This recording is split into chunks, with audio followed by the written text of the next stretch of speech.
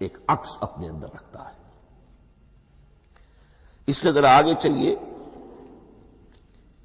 کلام کے بارے میں۔ اب کلام الہی ظاہر بات ہے کہ صفت ہے، اور صفت قدیم ہے۔ اللہ کی صفات حادث نہیں ہے،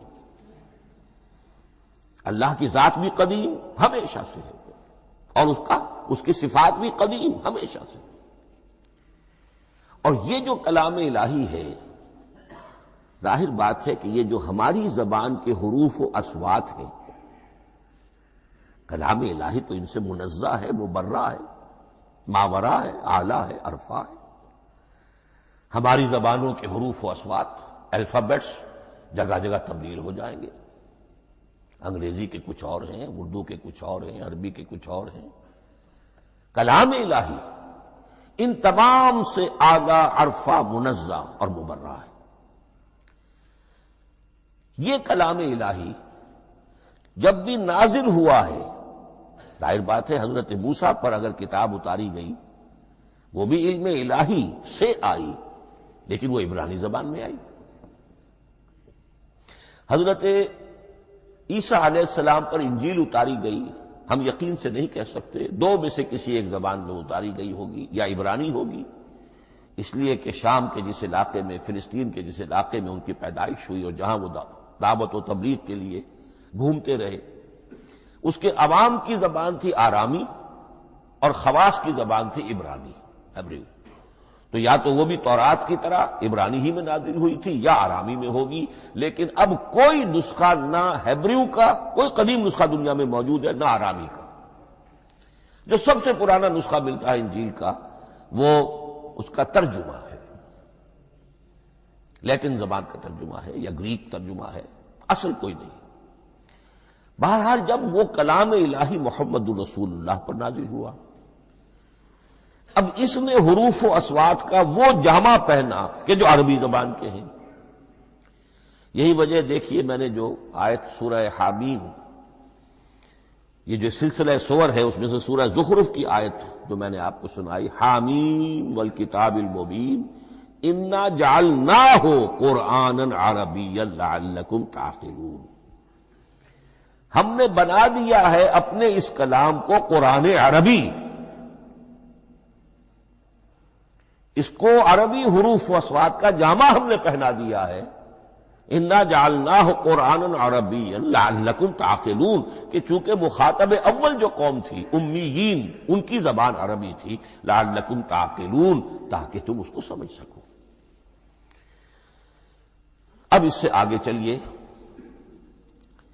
اصل قرآن مجید کے 3 مقامات سے معلوم ہوتا ہے، اصل قرآن اللہ کے پاس ہے۔ یہ قرآن جو ہمارے پاس ہے، مصحف عثمان رضی اللہ تعالی عنہ، یہ اس قرآن کی مصدقہ نقل ہے۔ اصل قرآن کہاں ہے؟ ایک جگہ فرمایا بل ہوا قرآن مجید فی لوح محفوظ، لوح محفوظ میں ہے، اصل قرآن وہاں ہے۔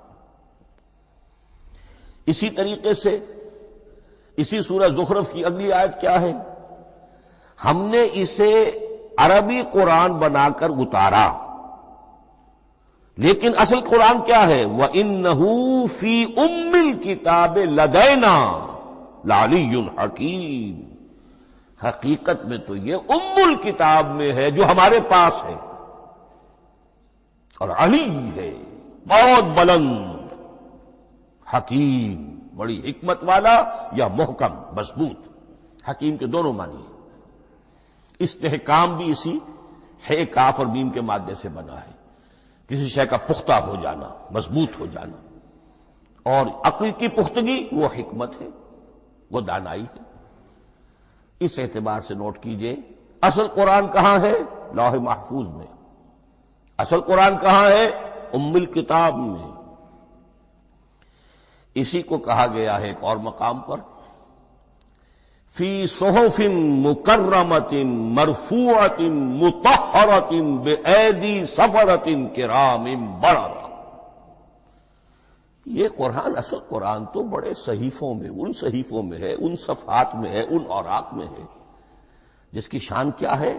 مکرمۃ، ان کی انتہائی تعظیم کی جاتی ہے، مطہرۃ، نہایت پاک صحیفے، فی صحف مکرمۃ مرفوعۃ، بلند و بالا، مطہرۃ بِأَيْدِي سَفَرَةٍ کِرَامٍ بَرَرَةٍ، ان فرشتوں کے ہاتھ میں جو بہت باعزت، بہت اونچے درجے کے، ان کے ہاتھوں میں ہے۔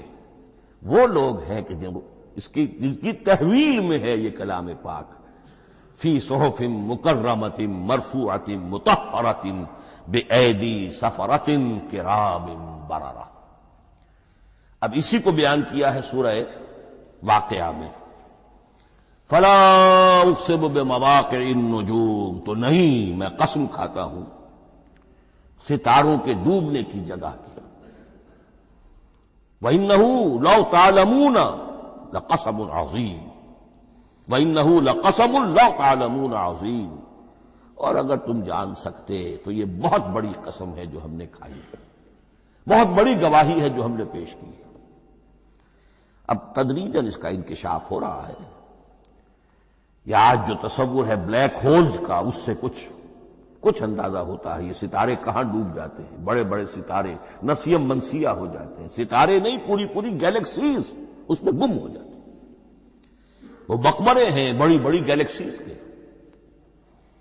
فلا اقسم بمواقع النجوم وانه لقسم لو تعلمون عظیم انه لقرآن کریم، یہ قرآن ہے بہت باعزت، فی کتاب مکنون، اور یہ اس کتاب میں جو چھپی ہوئی ہے۔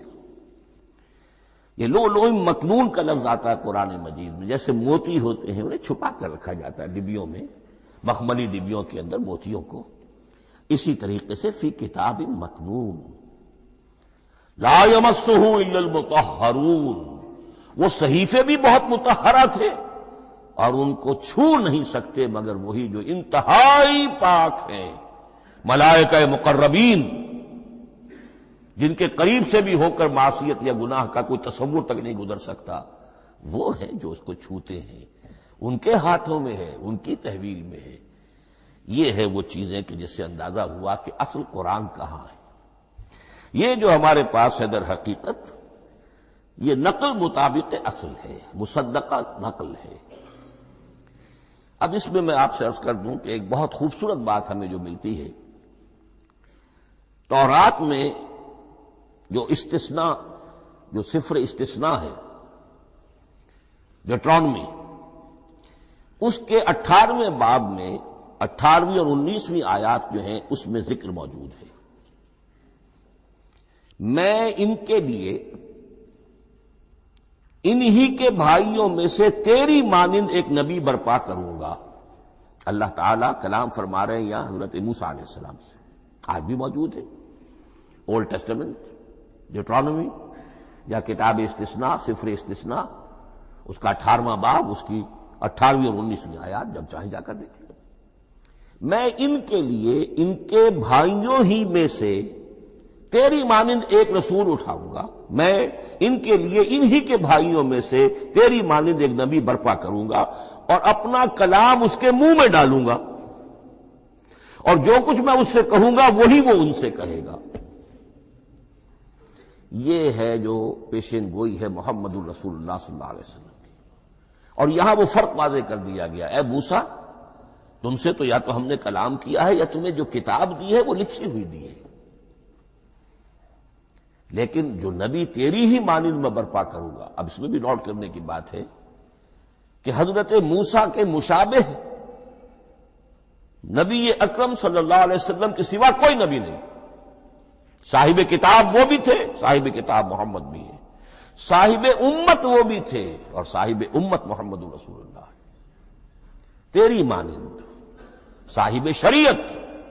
حضرت عیسیٰ صاحب شریعت نہیں تھے، شریعت موسوی ہی کو نافذ کرنے کے لیے آئے تھے، ان کی حیثیت دین موسوی کے مجدد کی تھی، ویسے نبی تھے، اللہ کے فضل و کرم سے نبی تھے، اس میں کوئی شک نہیں، رسول تھے، لیکن یہ کہ ان کے کام کی نوعیت کیا تھی، اس لیے کہ کوئی نئی شریعت لے کر نہیں آئے۔ اب بھی انجیل میں الفاظ موجود ہیں، don't think I have come to destroy law, the Mosaic law جسے یہ کہتے ہیں شریعت موسوی، وہ تم پر نافذ رہے گی، تم اس کی پابندی کرو گے، چونکہ صاحب شریعت رسول یا موسیٰ یا محمد صلی اللہ علیہ وسلم علیہ الصلوۃ والسلام، تو میں ان کے بھائیوں میں سے، اب بھائی کون ہوں گے؟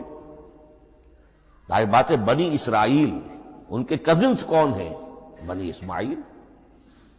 بنی اسرائیلی تو جو بھی نبی ہے وہ انہی میں سے ہے، ان کے بھائیوں میں سے، تو بھائی تو ہوگا، ان کا کزن ہوگا، اب وہ کون ہے؟ بنی اسماعیل۔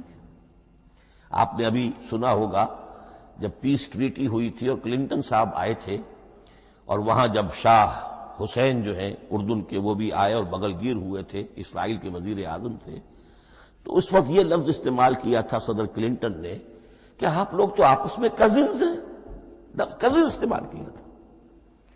تو ان کے بھائیوں میں سے گویا کہ غیر اسرائیلی جو ان کے قریب ترین قرابت دار ہوں گے وہ بنو اسماعیل ہیں۔ تیرے مانند صاحب شریعت نبی میں برپا کروں گا، لیکن اس پر جو میرا کلام اترے گا وہ کس شکل میں اترے گا؟ میں اپنا کلام اس کے منہ میں ڈالوں گا، اور پھر وہ جو کچھ کہے گا وہ وہی کہے گا جو میں نے کہا ہے۔ اب اس کے حوالے سے ایک بہت اہم بات سمجھ لیجئے، اور قرآن مجید کے دو اہم مقامات کی وضاحت اس سے ہو جائے گی۔ یہ کلام اللہ، قرآن مجید میں اس کو قول جبرائیل بھی کہا گیا ہے۔ کلام اللہ حضرت جبرائیل کے ذریعے سے جب ادا ہوا ہے تو قول جبرائیل ہے، اور پھر جب وہ محمد الرسول اللہ کی زبانی ادا ہوا تو قول رسول ہے، قول محمد ہے صلی اللہ علیہ وسلم۔ یہ قول اللہ بھی ہے، قول جبرائیل بھی ہے، اور قول محمد بھی ہے بیک وقت۔ یہ بات دیکھیے سورہ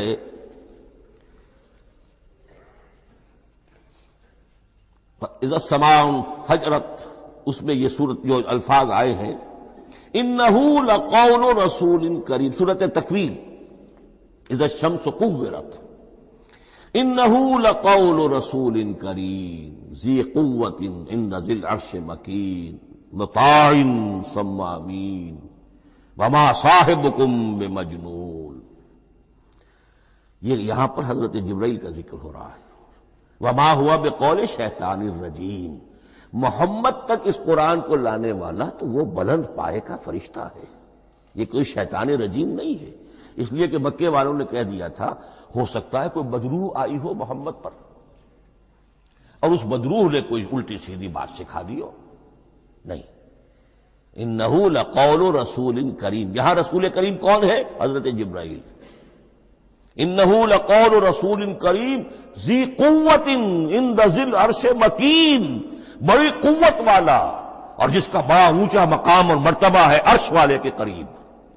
ذی قوت عند ذی العرش مکین مطاع ثم امین، وہ فرشتوں کے مطاع ہیں، فرشتے ان کی اطاعت کرتے ہیں، فرشتوں کے سردار ہیں، اور پھر ساتھ ہی پورے امین ہیں، جبرائیل امین، یہ ہم لفظ استعمال کرتے ہیں۔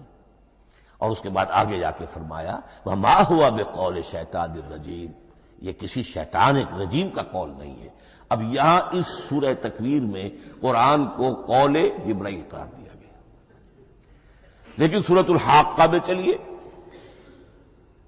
اس کے آخر میں آتا ہے انہ لقول رسول کریم وما ہوا بقول شاعر قلیلا ما تؤمنون ولا بقول کاہن قلیلا ما تذکرون تنزیل من رب العالمین۔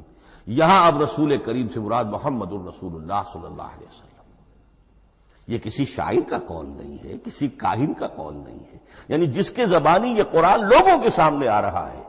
جبرائیل کا قول ہو کر تو محمد پر نازل ہوا صلی اللہ علیہ وسلم، لیکن اب لوگوں کے سامنے وہ قول محمد بن کر آ رہا ہے۔ انہ لقول رسول کریم وما ہوا بقول شاعر قلیلا ما تؤمنون ولا بقول کاہن قلیلا ما تذکرون تنزیل من رب العالمین۔ تو قرآن مجید کلام اللہ ہے، پھر وہ قول جبرائیل بنا جب جبرائیل نے آ کر محمد کو سنایا، اور پھر وہ قول محمد بنا جب محمد کی زبان مبارک سے لوگوں نے اسے سنا، اہل عرب نے سنا، اور پھر وہ بات پھیلتی چلی گئی۔